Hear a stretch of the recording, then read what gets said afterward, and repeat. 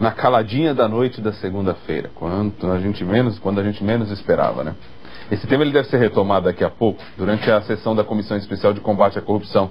A comissão vai ouvir o Procurador Regional da República, Vladimir Barros Aras, o Subprocurador-Geral do Tribunal de Contas da União, Lucas Rocha Furtado, e o presidente da Associação dos Advogados de São Paulo, Leonardo Sica. A comissão está debatendo o projeto de lei que estabelece 10 medidas contra a corrupção. A gente vai para o intervalo e daqui a pouco eu volto com o Chico Pinheiro e Ana Paula Araújo para falar que aumentou a procura pelas clínicas populares. Falar também, atualizar para você a paralisação numa empresa de ônibus que atende a zona sul e leste de São Paulo. E as investigações da morte de um corintiano. Um suspeito foi preso. Tem outras notícias também da capital para você. Nesta manhã de terça-feira, cinza em São Paulo. Temperatura agora em torno de 15 graus. Vai esfriar aí até o fim da tarde. E garoa em alguns pontos da cidade de São Paulo. Como, por exemplo, aí na Luiz Inácio de Anhangamelo, lá na Zona Leste. O trânsito até que vai bem, mas o asfalto molhado. Muita atenção, então, nesta manhã.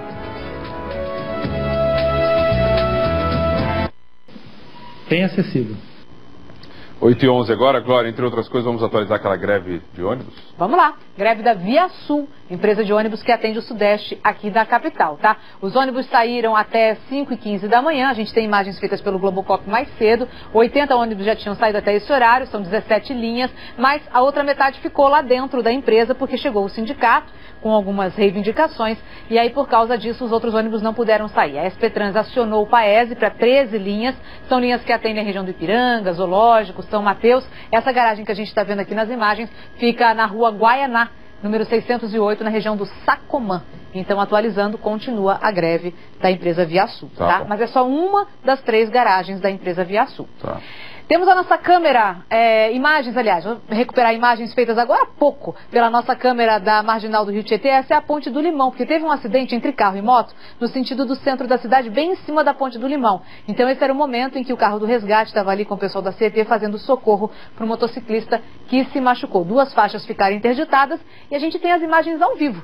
Agora da mesma região da Ponte do Limão, porque as pistas estão sendo liberadas, tá? Ainda tem carro da CET por ali, mas a gente vê que o carro do resgate não está mais lá. O trânsito tem lentidão ainda para o pessoal que vai pegar a Ponte do Limão no sentido do centro da cidade, né? Mas a gente vê que tem uma faixa só interditada nesse momento. Então, mais uma faixa foi liberada ali na Ponte do Limão, mas ainda tem uma interdição. E lá na Anchieta? Na Anchieta é o seguinte, ó, pista sul, pista de descida da Anchieta está bloqueada para obras. A gente tem imagens ao vivo aí do sistema Anchieta Imigrantes. Olha como é que tá, pistas molhadas, essa é Imigrantes. A gente tem pistas molhadas e tem também bastante nevoeiro. E por causa desse nevoeiro, a interligação no trecho de Planalto também está fechada para os veículos, então, atenção. A Anchieta está com lentidão no sentido da capital do quilômetro 20 ao quilômetro 17 e depois num outro trechinho do 13 ao 10, que é aquele trechinho de 3 quilômetros de todo dia. Na Imigrantes, do 19 ao 14. Valeu, obrigado pelas atualizações, a gente volta a falar já já. Vamos para o intervalo, eu volto com o Chico Pinheiro e a Ana Paula Araújo para mostrar que a Justiça Eleitoral investiga mais de 50 mil indícios de crimes eleitorais no país. 8h13 agora. Aliás, nós já mostramos, né, aqui em São Paulo também aplicativos que ajudam nesse sentido, né, de denunciar e mostrar as propagandas irregulares. É assim que a gente começa. Mudando de assunto, o suspeito de ter participado do assassinato de um corintiano foi preso. O crime foi no fim de semana em Itapevi, na região metropolitana de São Paulo. O palmeirense Daniel Cândido da Silva, de 32 anos, foi preso em casa. Os policiais dizem que ele guardava esse revólver aí com numeração raspada e que confessou a participação na morte do jovem corintiano. Ele disse que outras 2 pessoas estavam envolvidas. O crime aconteceu depois do clássico Corinthians e Palmeiras, no último sábado, e Daniel Veloso, de 22 anos, estava com a namorada, quando os dois, né, foram cercados por homens que chegaram de carro. O corintiano achou que fosse um assalto e mandou a namorada correr. Ele foi atacado na cabeça com golpes de barras de ferro. Os agressores fugiram sem levar nada. Daniel Veloso chegou a ser socorrido, mas morreu no hospital. Os policiais ainda estão atrás de outros 2 homens. A namorada do corintiano esteve na delegacia, mas disse à polícia que foi tudo muito rápido e que não viu o rosto dos criminosos. E aí tem uma outra história ainda nessa linha policial, da violência, né? Uma médica foi rendida por bandidos na saída de uma escola na zona oeste da capital ontem à noite. Enquanto 2 bandidos ficaram dando voltas com ela dentro do carro, 2 pegaram os cartões de crédito e foram para o shopping fazer compras. Que história essa daí? Diga lá, Glória, 8h22. Rodrigo, vamos atualizar a Regis Bittencourt? Porque é o seguinte, ó, no momento a Regis está com 14 quilômetros de congestionamento no trecho da Serra do Cafezal. Isso aí, 14 quilômetros no sentido da capital. Tem uma faixa interditada ainda no sentido da capital, a faixa da direita. Porque o trânsito está fluindo por uma faixa só no quilômetro 346, porque aconteceu um vazamento de óleo diesel do tanque de um caminhão. Não se sabe ao certo, né, o que provocou, se foi o rompimento do tanque, se foi alguma mangueira, mas a informação é essa. Vazou bastante óleo na pista, na subida da Serra do Cafezal. E aí, para evitar os acidentes, já que a pista ficou totalmente escorregadia, o pessoal tem que remover todo o óleo para fazer uma boa limpeza por ali, né? E aí, para complicar ainda mais a situação, está garoando muito forte ali na região da Serra. E no sentido de Curitiba, são 2 quilômetros de lentidão aí por causa da curiosidade dos motoristas. Então, atualizando 14 quilômetros no sentido da capital de congestionamento na Regis. Vamos para a nossa câmera da Radial? Vamos lá. Aí a gente vê como é que está o trânsito na região do Tatuapé. Ainda tem faixa reversível, hein? Funcionando ali na região do Tatuapé e trânsito intenso ainda com lentidão, né? CPTM, metrô, tudo funcionando normalmente, viu? Meio devagar ali o metrô, mas deve ser aproximação à estação. Provavelmente, porque está tudo funcionando sem problemas. É a informação que a gente tem das duas, tá? Tanto do metrô quanto da CPTM. Câmera da 23 de maio, vamos ver aqui como é que tá. Olha a 23 no sentido do centro da cidade, perto do Parque do Ibirapuera. Vou até dar uma olhada para ver se aconteceu algum acidente por aí. A gente não tem informação até agora, mas vou olhar e atualizo vocês, porque travou tudo e esse trânsito aí não é normal. No sentido do aeroporto, pistas livres, pode seguir o seu caminho, mas realmente aqui na 23 de maio eu vou checar o que acontece nesse trechinho aí. E da Bandeirantes, rapidinho, vamos ver como é que está o trânsito, fluindo bem, sentido Marginal Pinheiros. Valeu, obrigado. Eu volto já com o Chico Pinheiro e Ana Paula Araújo para falar das investigações da chacina de uma família brasileira na Espanha e outras notícias importantes de São Paulo também. Agora 8h24 na terça-feira cinza. Vamos lá, força pessoal, encarar esse tempo cinza de garoa e frio em São Paulo.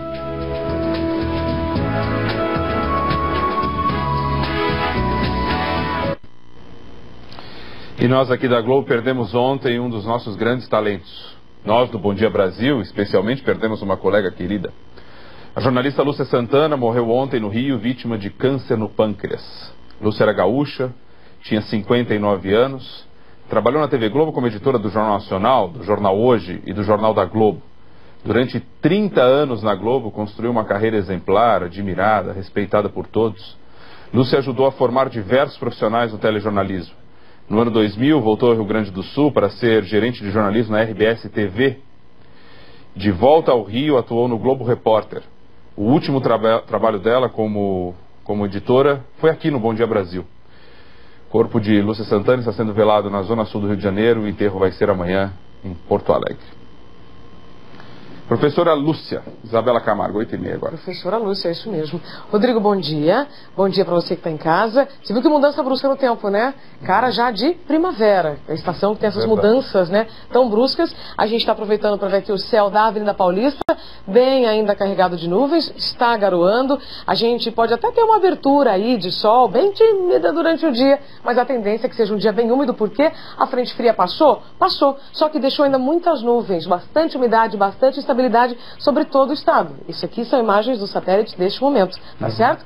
Então, em toda a região metropolitana, Vale do Paraíba e norte aqui do estado, o sol está aqui porque ele pode aparecer sim, mas entre muitas nuvens, garoa principalmente agora na região metropolitana e à noite, tá?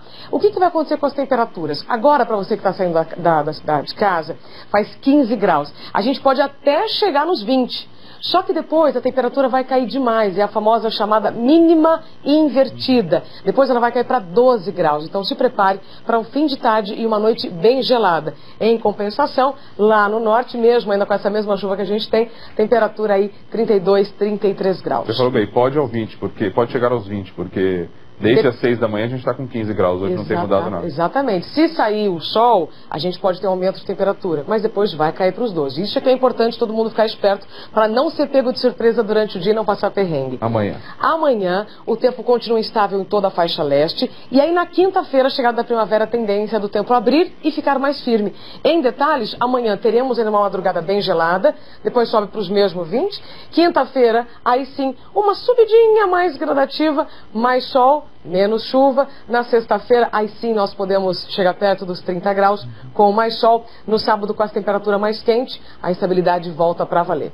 Então, o que é importante todo mundo ficar ciente, que a gente está chegando na primavera e aí essas mudanças bruscas podem acontecer sempre. Obrigado, Isa. Até amanhã. A gente vai fazer um intervalinho, eu volto com o Chico Pinheiro na Paula Araújo para mostrar que o Brasil vai abrir hoje a Assembleia Geral das Nações Unidas, como sempre, todos os anos é assim, e tem também mais notícias de São Paulo, agora 8h32.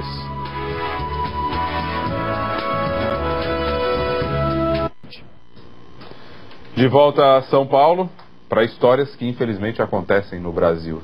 São Paulo especificamente, uma mulher foi encontrada morta dentro de casa, no bairro do Belém, na Zona Leste.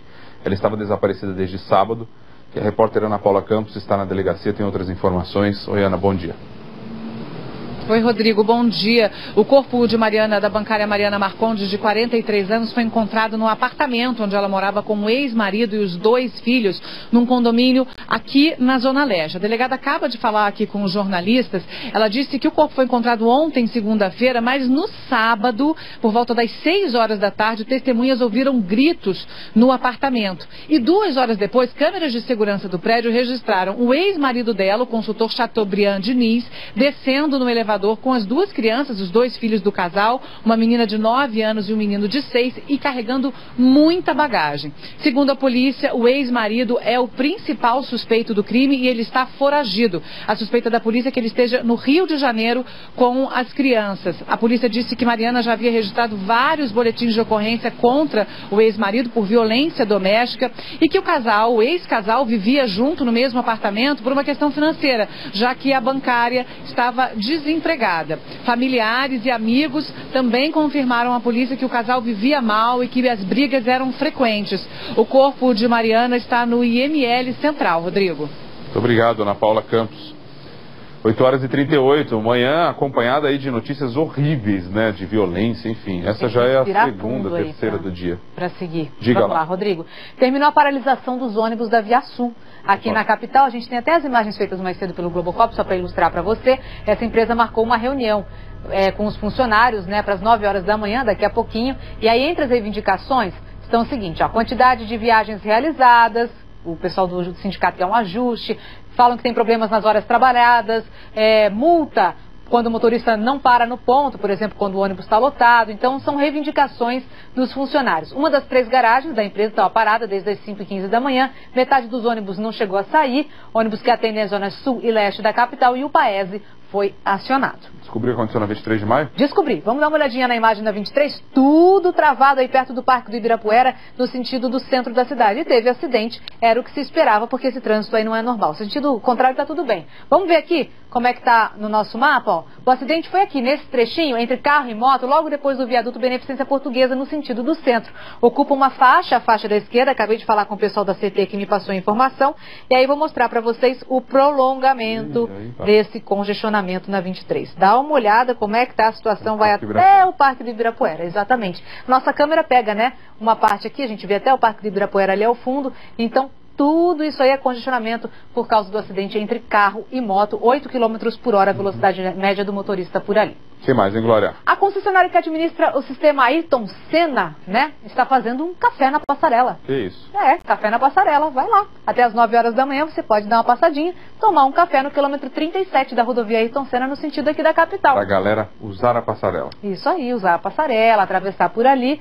Aí faz uma pausa na sua viagem, se o trânsito estiver muito ruim, garoa, tá friozinho, né? Toma um café na passarela. Boa. De graça. Boa, a gente sabe que tem problema de atropelamento e grave, né? Vamos incentivar isso. E por falar em Dutra e Ayrton Senna, quer ver aqui rapidinho? O que tá valendo mais a pena? A expressa da Via Dutra tá valendo mais a pena no sentido da capital do que a local e a Ayrton Senna. Obrigado.